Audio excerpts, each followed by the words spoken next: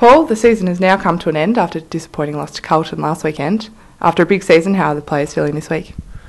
Yeah, it's obviously after the last game we go through this whole medical review and we look at each player and there's some sore bodies around and that's generally, and I'm sure this is the same at all clubs. You know, you're carrying some little things from time to time. Some of them are bigger than others, and now's the time to have a look at them, to get surgical opinions in some cases, and wrap the year up in terms of their bodies and ensure that they're ready to go come the start of pre-season.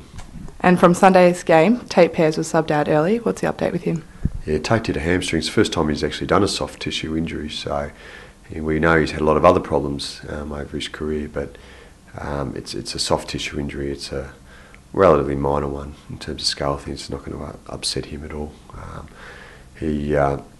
He's going to have perhaps a little bit more work just done around to an area just around near his ankle. It's only a very small procedure, and he should be right to go come the start of pre-season. And in terms of recovery and rest, what is the course of action that the players have been advised to take?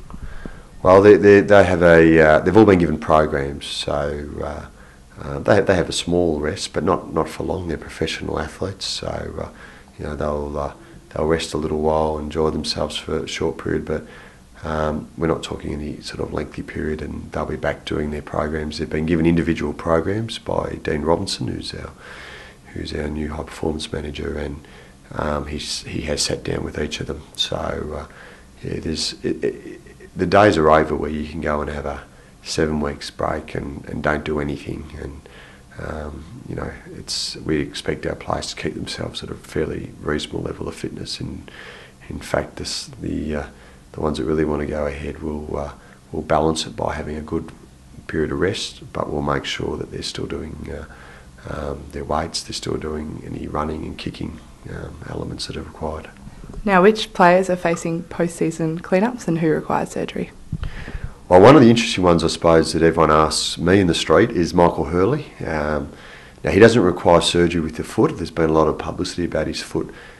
He's got a stress reaction, and he's been carrying it for a number of weeks. So he'll go into a moon boot for a period of about 4 to 6 weeks. But they will have a little bit of a look at his wrists. He had a little bit of damage to that, and there might be some minor surgery to that. So he'll be in a moon boot, a little bit of minor surgery to his wrist, and he should be fine. With Mark McVeigh is looking to have a little bit of a hip procedure.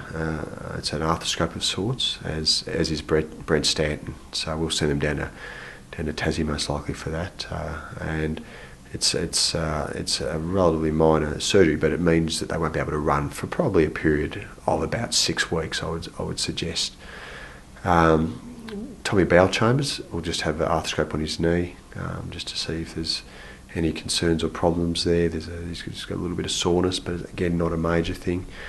So look, overall, Andrew Walsh, they'll have a look at his ankle. He's had some problems with that, as we all know, over the past.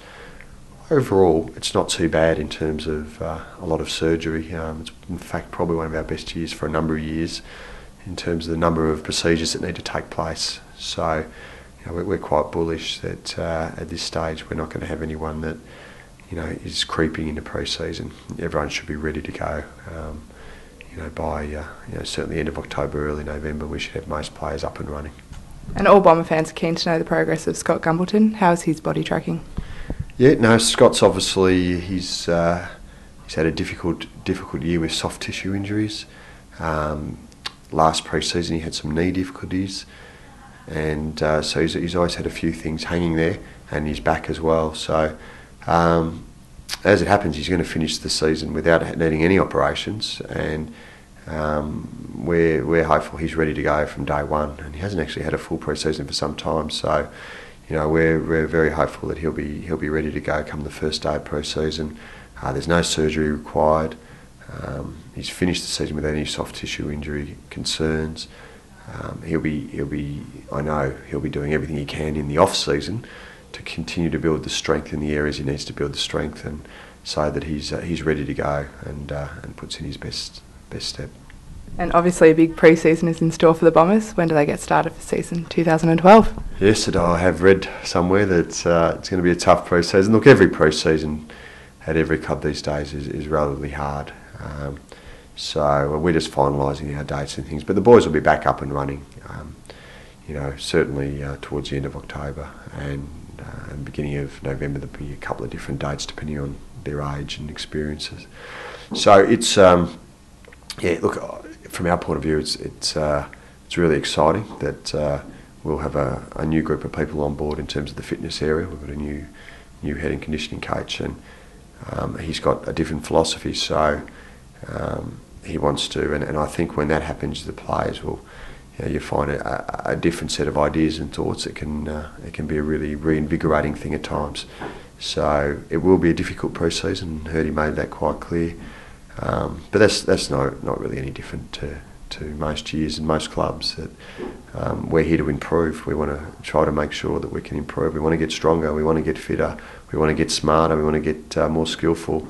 We want to play as a team a little bit more. So there's so much work that has to be done in a pre-season. There's never enough time.